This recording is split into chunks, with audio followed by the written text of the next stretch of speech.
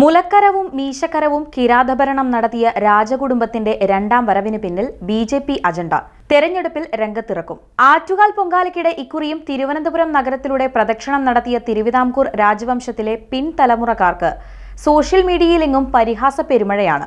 രാജഭരണകാലത്തെന്ന പോലെ ജനങ്ങളെ കാണാൻ എഴുന്നള്ളുന്ന രാജാവിനെയും കുടുംബത്തെയും പോലെയാണ് ഇവരുടെ വരവെന്നും കൃത്യമായ അജണ്ട ഇതിന് പിന്നിലുണ്ടെന്നും പലരും വിമർശിച്ചു. പൂർവികരുടെ രാജാധികാരം ഇപ്പോൾ തങ്ങളിലാണെന്ന മട്ടിലാണ് ഗൗരി ലക്ഷ്മിഭായിയും മകൻ ആദിത്യവർമ്മയും തുറന്ന ജീപ്പിൽ ഭക്തർക്കിടയിലൂടെ സഞ്ചരിച്ചതെന്ന ആക്ഷേപം ഉയർന്നു കഴിഞ്ഞു.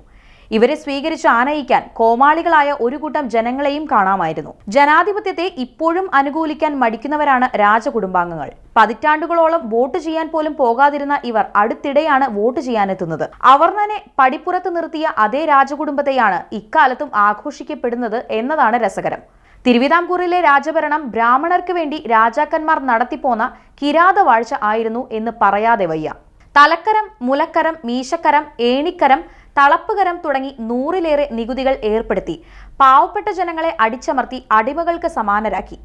ബ്രിട്ടീഷുകാരുടെ ആഗമനത്തോടു കൂടിയാണ് രാജഭരണത്തിന് അല്പമെങ്കിലും മാറ്റം വരുന്നത്. ബ്രിട്ടീഷ് ഇന്ത്യയുടെ കീഴിലെ നാട്ടുരാജ്യമായ ശേഷവും തിരുവിതാംകൂർ രാജകുടുംബം കീഴാളരോട് ഒരു കനിവും കാട്ടിയില്ല.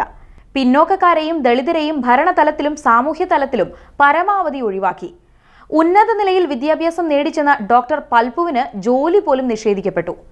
ഇന്ത്യ കണ്ട എക്കാലത്തെയും മികച്ച പ്രതിഭകളിൽ ഒരാളായ കെ.ആർ. നാരായണനോട് പോലും തിരുവിതാംകൂർ രാജകുടുംബം കടുത്ത അനീതിയാണ് കാട്ടിയതെന്ന് ചരിത്രം രേഖപ്പെടുത്തിയിട്ടുണ്ട്. ദളിതർക്ക് വിദ്യാഭ്യാസം നേടാൻ പോലും അവകാശമില്ലെന്ന് കൽപ്പിച്ച രാജകുടുംബ വാഴ്ച വീണ്ടും വരണമെന്ന് ആഗ്രഹിക്കുന്നവരുണ്ട്.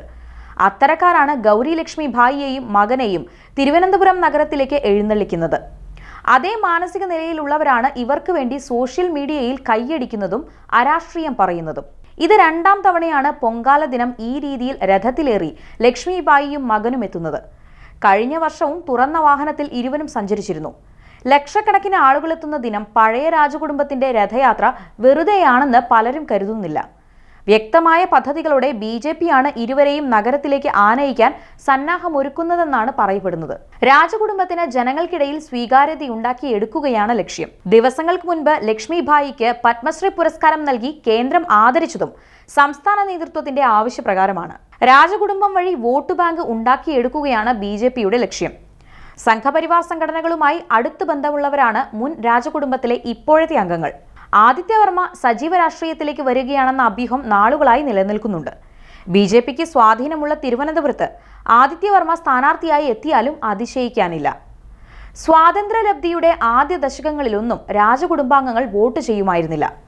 ആദിത്യവർമ്മയും അദ്ദേഹത്തിന്റെ അച്ഛൻ രാജരാജവർമ്മയുമാണ് തിരുവിതാംകൂർ കൊട്ടാരത്തിൽ നിന്ന് ആദ്യമായി വോട്ട് ചെയ്തവർ. ശ്രീ പത്മനാഭസ്വാമി ക്ഷേത്ര ഭരണസമിതി അംഗമായ ആദിത്യവർമ്മ തലസ്ഥാനത്തെ സാംസ്കാരിക മേഖലയിൽ സജീവമാണ്. കിരാതഭരണത്തെ തുടച്ചു നീക്കിയ സാമൂഹ്യ പരിഷ്കർത്താവ് അയ്യങ്കാളി ഉൾപ്പെടെയുള്ളവരെ പരിഹസിക്കുകയാണ് രാജകുടുംബത്തെ എഴുന്നള്ളിച്ചു കൊണ്ടുവരുന്നവർ ചെയ്യുന്നതെന്ന് സോഷ്യൽ മീഡിയയിലെ ഇടതു പ്രൊഫൈലുകൾ ചൂണ്ടിക്കാട്ടുന്നു. അയ്യ വൈകുണ്ഠനും തൈക്കാട്ട് സ്വാമിയും ശ്രീനാരായണ ഗുരുവും അയ്യങ്കാളിയും ചേർന്ന തിരുവനന്തപുരം എന്ന പ്രദേശത്ത് മുൻ രാജകുടുംബത്തിന്റെ ആലസ്യം പേറുന്നവർ നടത്തുന്ന കോമാളി ഘോഷയാത്രയ്ക്ക് പിന്തുണയേറുന്നതും ജനാധിപത്യ വിശ്വാസികളെ അസ്വസ്ഥരാക്കുന്നുണ്ട്.